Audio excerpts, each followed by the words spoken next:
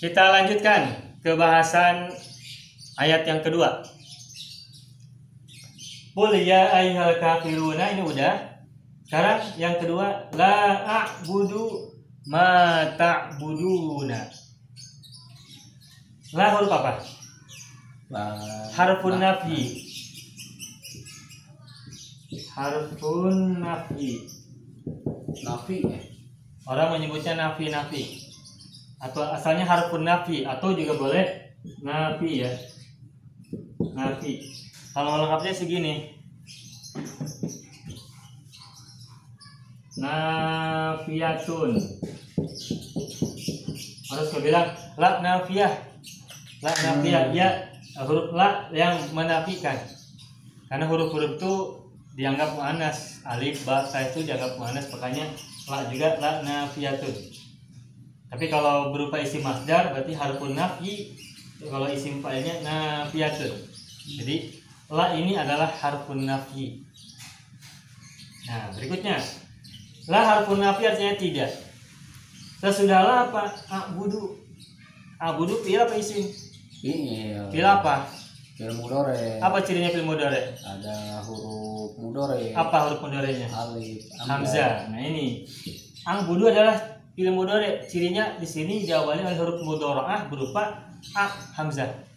Ingat, fi'il mudhari itu hurufnya dicirikan oleh salah satu dari huruf mudhari yang 4, yakni a, ta, ya, na. Ini a, berarti fi'il mudhari. Terus cara atau syarat fi'il mudhari berikutnya apa?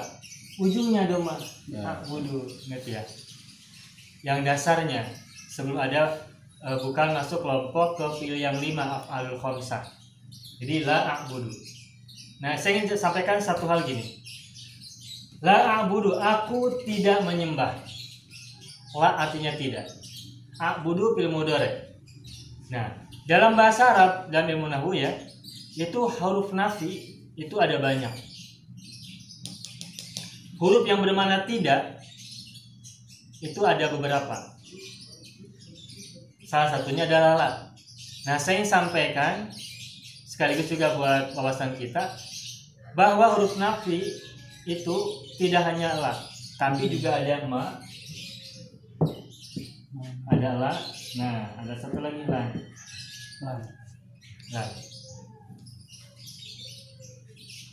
Nah, kalau ma ini biasanya ya, tidak harus selalu, tapi biasanya sesudahnya itu menggunakan fi'il madhi. Kalau la biasanya menggunakan fi'il mudhari.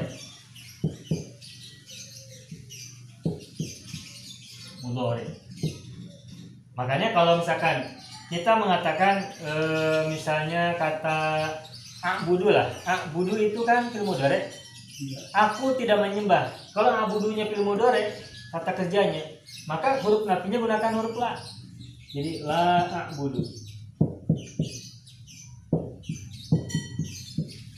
Tetapi kalau kita misalkan pakai fi'il madhi, abada. Fi'il madhi abada. Kalau aku menyembah berarti abadatu. Nah, kalau misalkan kalimatnya abadatu, aku menyembah, menjadi aku tidak menyembah, maka huruf nafinya bukan la, maka pakai ma abadatu. La a'budu kalau fi'il mudhari, kalau fi'il madhi ma abadatu, aku tidak telah menyembah. Ma abadtum. Nah, kalau lan ini artinya huruf apa ya? Ini maksudnya huruf yang bermakna tidak, tapi ini untuk yang akan datang. Mudhari juga sama, sesudahnya harus mudhari ya. Mudhari'un, hanya nanti akan ada perubahan.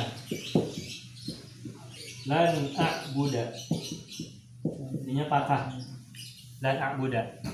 Bedanya kalau la sama la ini dua-duanya setelahnya harus fi'il mudhari ya.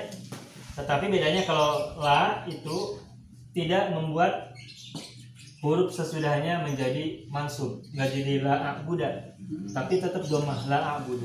Tapi kalau lan ini maksudnya huruf nasab, sehingga fi'il mudhari yang diawali oleh lan maka menjadi fathah. Lan a'buda.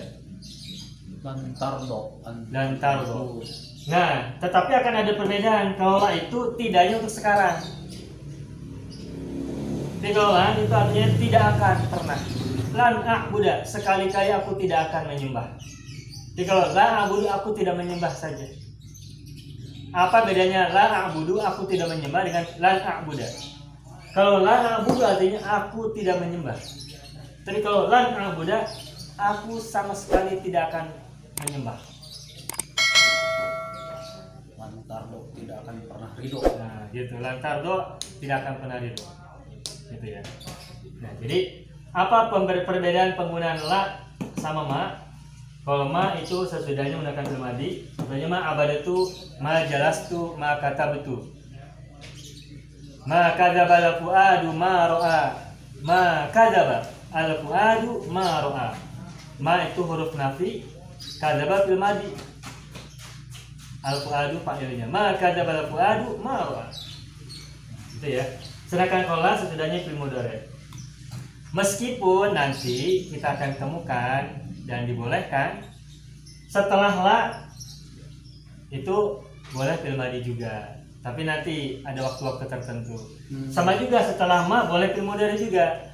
Ma'abud itu dibolehkan. Cuman pada umumnya kalau ma huruf nafi berupa ma sesudahnya fi'il madhi, kalau la sesudahnya itu fi'il mudhari. Itu pada umumnya ya. Oke, segitu untuk la abudu udah selesai. Nah, la abudu kan abudu fi'il mudhari. Fi'il mudhari kan setiap fi'il pasti ada fa'il kan? Ya. Mana pelaku atau fa'il dari abudu? Ana, karena kan ini abudu domirnya ana. Maka fa'il dari abudu adalah ana. Saya. Aku tidak menyembah. Nah, kata menyembah itu butuh objek tidak? Butuh. Maka apa objek bahasa Arabnya? Maf'ul bih.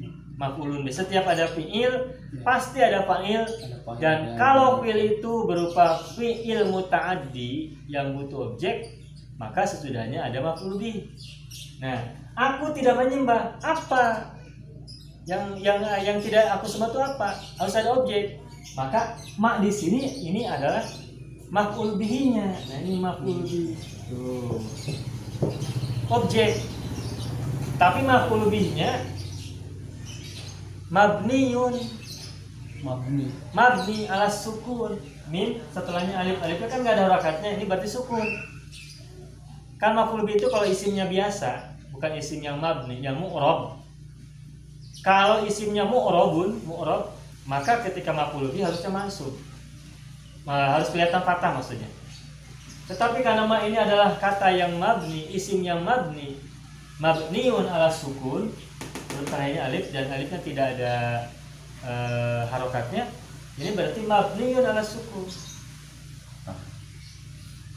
Nah, tapi ini fi mahalli nasbin maf'ulun bihi. Tetap ma ini kedudukan i'rabnya adalah maf'ul bihi, tetap mansub. Tetapi dia enggak kelihatan fathah karena mabniun. Ismun mabniun, isim yang mabni. Makanya enggak kelihatan dipatahkan alifnya, tetap aja ma aja. Jadi la a'budu fil mudhari, fa'ilnya ana, ma-nya itu adalah maf'ulun bihi fi mahalli nasbin maf'ulun bih. Terus maknanya sesuatu ya, ma syai'. Ini ya inilah yang disebut dengan ma syai'. Kalau tadi kan kita bahas ma-nya ma nafi. Yang tadi dibahas di sini ma nafi, ma yang bermakna tidak. Tapi yang kali ini ma-nya bukan ma nafi, ini ma syai'. Ma asyai' ya. Ma yang bermakna asyai', sesuatu. Jadi maknanya apa atau sesuatu? Aku tidak menyembah sesuatu atau aku tidak menyembah apa? Ta'buduna fi'il apa? Fi'il mudhari. Apa cirinya fi'il mudhari? Ada huruf mudhari'ah. Apa di sini huruf mudhari'ahnya? Ta. Nah, ta'buduna apa domirnya? Antum. Karena ada una jama. Antum. Ta'buduna, ini ta'buduna domainnya adalah antum. Ta'buduna fi'il mudhari, setiap fi'il pasti ada fa'il. Mana fa'ilnya? Ya, domir ini ta'buduna kan domirnya antum. Berarti fa'il dari ta'buduna adalah antum. La a'budu ma ta'budun. Demikian. Kita teruskan ke ayat yang ketiga. Wala antum a'abiduna ma a'bud. Wawu huruf apa? Atau Huruf atof. Setelah atof ada apa? Maktufun. Ingat, setelah atof ada maktuf. Mana maktuf dari kata ini? Dari ayat 3. La. La itu huruf apa isim? Apa fi'il? La. Huruf. Huruf apa? Huruf nafi tadi, huruf nafi. Kalau wawu huruf atof, maka kata sesudah wawu berarti namanya maktufun. Mana maktufnya? La. Nah, dan setiap ada maktuf berarti ada maktuf alaih. Mana maktuf alaihnya? Cari yang sama. La lagi. La lagi. Oh iya. Ini berarti la maktuf itu. ya. Ini maktuf alaih. Nah. Maktufun alaih. Maktuf alaih dari la. La huruf. Dua-duanya sama-sama huruf, jadi satu jenis. Cara mencari maktuf alaih itu adalah cari yang sama dengan maktuf. Kalau maktufnya adalah isim, cari isim. Maktuf alaihnya. Kalau maktufnya itu fi'il, cari fi'il. Kalau maktufnya itu adalah huruf, maka cari juga huruf. Itu tips ya mencari maktuf dan maktuf alaih itu seperti itu. Antum. Nah, antum ini domir. Coba, domir apa nih? Domir munfasil atau domir muttasil? Domir munfasil. Domir munfasil itu adalah domir yang penulisannya terpisah dari kata sebelumnya. Domir yang 18, ana anta huwa, ana anti hiya sampai hunna itu adalah domir munfasil. Dan setiap kita menemukan domir munfasil yang rofa tadi, ana anta huwa, maka kedudukannya adalah sebagai mubtada. Makanya antum ini kedudukannya adalah mubtada. Kalimat baru lagi, mubtadaun. Antum adalah mubtada. Setiap ada domir munfasil adalah mubtada kedudukannya. Antum mubtada. Mubtadanya kok nggak domah? Ya karena mabni. Antum mimnya mati kan huruf terakhirnya. Mubtada itu rofa. Rofa tidak selalu domah. Rofa itu domah kalau mu'rob kata-katanya. Tapi kalau kata itu mabni, ya biarkan apa adanya. Antum belakangnya mati mimnya. Ya udah dia tetap mati. Tetapi fi mahalli raf'in mubtadaun. Dalam posisi rofa dia adalah mubtada. Antum mubtada. Sudah ada mubtada. Berarti setelah mubtada apa yang kita cari berikutnya? Khobar. Mana khobarnya? Ini abiduna. Abiduna. Karena antum jama, maka khobar harus ikutan jama.